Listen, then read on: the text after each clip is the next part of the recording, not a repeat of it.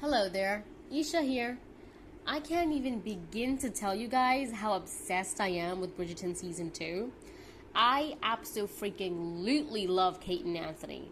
I just can't seem to get enough of these two. So I thought to myself, why not read the book? Well, here I am narrating the whole book for you guys. The Viscount Who Loved Me, a New York bestseller by Julia Quinn. The story starts off with Lady Whistledown's column dated 13th of April, 1814.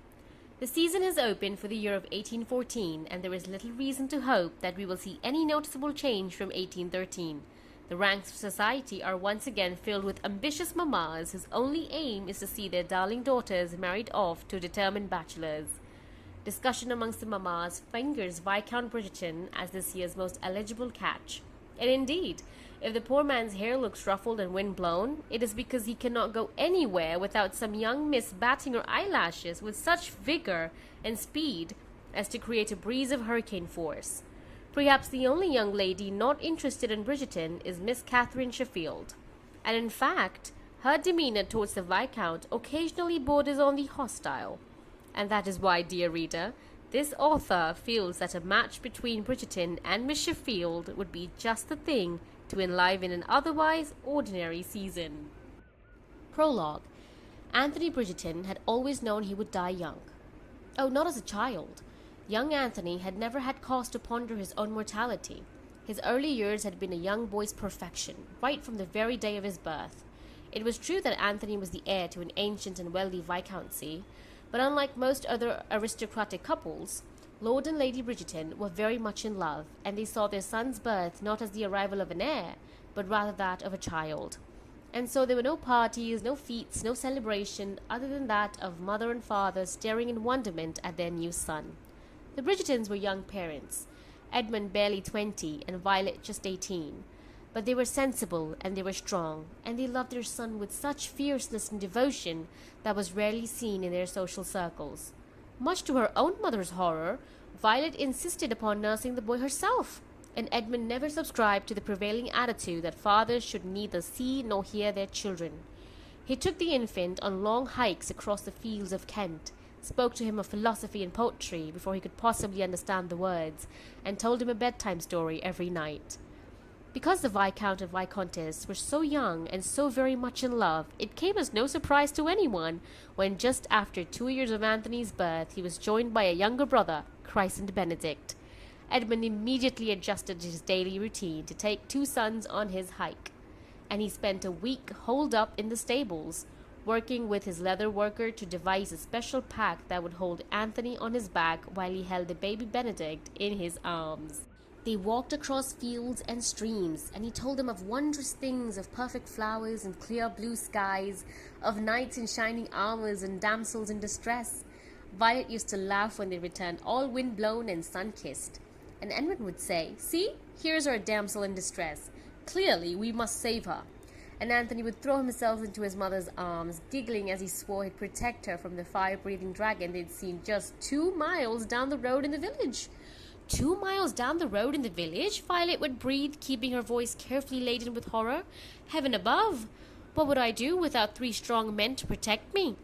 Benedict's a baby, Anthony would reply. But he'll grow up, she'd always say, tussling his hair, just as you did, and just as you still will. Edmund always treated his children with equal affection and devotion, but late at night, when Anthony cradled the Bridgerton pocket watch to his chest, given to him on his 8th birthday by his father, who had received it on his 8th birthday from his father, he liked to think that his relationship with his father was just a little bit special. Not because Edmund loved him best. By that point, the Bridgerton siblings were numbered 4. Colin and Daphne had arrived fairly close together, and Anthony knew very well that all children were well loved. No, Anthony liked to think that his relationship with his father was special, simply because he'd known him the longest. After all, no matter how long Benedict had known their father, Anthony would always have 2 years on him, and 6 on Colin. And as for Daphne, well, besides the fact that she was a girl, the horror, she had known father a full 8 years less than he had, and he liked to remind himself, always would. Edmund Bridgerton was quite simply the very center of Anthony's world. He was tall, his shoulders were broad, and he could ride a horse as if he'd been born in the saddle. He always knew the answers to arithmetic questions, even when the tutors didn't. He saw no reason why his sons shouldn't have a treehouse, and then he went and built it himself. And his laugh was a sword that warmed a body from the inside out. Edmund taught Anthony how to ride. He taught Anthony how to shoot. He taught him to swim. He took him off to Eton himself, rather than sending him in a carriage with servants as most of Anthony's true future friends arrived. And when he saw Anthony glancing nervously about the school that would become his new home, he had a heart-to-heart talk with his eldest son, assuring him that everything would be all right. And it was. Anthony knew it would be. His father, after all, never lied. Anthony loved his mother. Hell, he'd probably bite off his own arm if it meant keeping her safe and well. But growing up, everything he did, every accomplishment, every goal, every single hope and dream, it was all for his father. And then one day, everything changed. It was funny, he reflected later, how one's life could alter in an instant, how 1 minute everything could be certain way, and in the next, it's simply not. It happened when Anthony was 18, home for the summer and preparing for his first year at Oxford. He was to belong to All Souls College, as his father had before him, and his life was as bright and dazzling as any 18-year-old had a right to enjoy. He had discovered women, and perhaps more splendidly, they had discovered him. His parents were still happily reproducing, having added Eloise, Francesca, and Gregory to the family, and Anthony did his best not to roll his eyes when he passed his mother in the hall, pregnant with her 8th child. It was all a bit unseemly, in Anthony's opinion, having children at their age, but he kept his opinions to himself. Who was he to doubt Edmund's wisdom? Maybe he too would want more children at the advanced age of 38. When Anthony found out, it was late afternoon. He was returning from a long and bruising ride with Benedict, and had just pushed through the front door of Aubrey Hall, the ancestral home of the Bridgertons, when he saw his 10-year-old sister sitting on the floor. Benedict was still in the stables, having lost some silly bet with Anthony, the terms of which required him to rub down both horses. Anthony stopped short when he saw Daphne. It was odd enough that his sister was sitting in the middle of the floor in the main hall. It was even more odd that she was crying. Daphne never cried. "Daph," he said hesitantly, too young to know what to do with a crying female, and wondering if he'd ever learn what. But before he could finish his question, Daphne lifted her head, and the shattering heartbreak in her large brown eyes cut through him like a knife. He stumbled back a step, knowing something was wrong, terribly wrong. He dead," Daphne whispered. "Papa is dead." For a moment, Anthony was sure he'd misheard. His father couldn't be dead. Other people died young, like Uncle Hugo. Well, at least smaller and frailer than Edmund. You're wrong," he told Daphne. "You must be wrong." She shook her head. "Eloise told me. He was... It was..." Anthony knew he shouldn't shake his sister while she sobbed, but he couldn't help himself. "It was what, Daphne?" "A bee," she whispered. "He was stung by a bee." For a moment, Anthony could do nothing but stare at her. Finally, his voice hoarse and barely recognizable, he said, "A man doesn't die from a bee sting, Daphne." She said nothing but just sat there on the floor, her throat working convulsively as she tried to control her tears. He's been stung before," Anthony added, his voice rising in volume. "I was with him. We were both stung. We came across a nest. I was stung on the shoulder." Unbidden, his hand rose to touch the spot where he had been stung so many years before. In a whisper, he added, "He on his arm?" Daphne just stared at him with an eerily blank expression. "He was fine," Anthony insisted. He could hear the panic in his voice, and he knew he was frightening his sister. But he was powerless to control it. "A man can't die from a bee sting." Daphne shook her head, her dark eyes suddenly looking about 100 years old. "It was a bee," she said in a hollow voice. "Eloise saw it. What minute he was just standing there, and the next, he was... Anthony felt something very strange building within him, as if his muscles were about to jump through his skin. "The next, he was what, Daphne?" "Gone." She looked bewildered by the word, as bewildered as he felt. Anthony left Daphne sitting in the hall and took to the stairs 3 at a time up to his parents' bedchamber. Surely his father wasn't dead.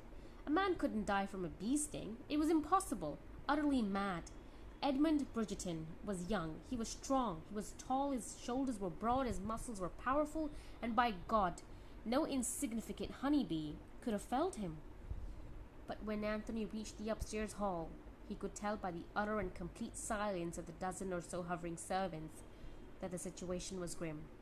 And their pitying faces, for the rest of his life he'd be haunted by those pitying faces. He'd thought he'd have to push his way into his parents' room, but the servants parted, as if there were drops in the Red Sea, and when Anthony pushed open the door, he knew. His mother was sitting on the edge of the bed, not weeping, not even making a sound, just holding his father's hand as she rocked slowly back and forth. His father was still as... Anthony didn't even want to think the word. "Mama?" he choked out. He hadn't called her that for years. She'd been mother since he'd left for Eton. She turned slowly as if hearing his voice through a long, long tunnel. "What happened?" he whispered. She shook her head, her eyes hopelessly far away. "I don't know," she said. Her lips remained parted by an inch or so, as if she'd meant to say something more but then forgotten about it.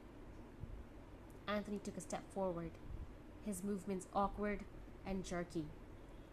"He's gone," Violet finally whispered. He's gone, and oh God, She placed a hand on her belly, full and round with a child. "I told him. Anthony, I told him." She looked as if she might shatter from the inside out. Anthony choked back the tears that were burning his eyes and stinging his throat, and moved to her side. "It's all right, Mama," he said, but he knew it wasn't all right. "I told him this had to be our last," she gasped, sobbing onto his shoulder. "I told him I couldn't carry another, and would have to be careful, and, oh God, Anthony, what I'd do to have him here and give him another child. I don't understand. I just don't understand." Anthony held her while she cried. He said nothing. It seemed useless to try to make any words fit the devastation of his heart. He didn't understand either. The doctors came later that evening and pronounced themselves baffled. They'd heard of such things before, but never in one so young and strong. He was so vital, so powerful. Nobody could have known. It was true that the Viscount's younger brother Hugo had quietly died suddenly the year before, but such things did not necessarily run in families. And besides, even though Hugo had died by himself out of doors, no one had noticed a bee sting on his skin. Then again, nobody had looked. Nobody could have known, the doctors kept saying over and over until Anthony wanted to strangle them all. Eventually he got them out of the house, and he put his mother to bed. They had to move her into a spare bedroom. She grew agitated at the thought of sleeping in the bed she'd shared for so many years with Edmund. Anthony managed to send his 6 siblings to bed as well, telling them that they'd all talk in the morning and everything would be well, and he would take care of them as their father would have wanted. Then he walked into the room where his father's body still lay, and looked at him. He looked at him and looked at him, staring at him for hours, barely blinking. And when he left the room, he left with a new vision of his own life, a new knowledge of his own mortality. Edmund Bridgerton had died at the age of 38, and Anthony simply couldn't imagine ever surpassing his father, in any way, even in years.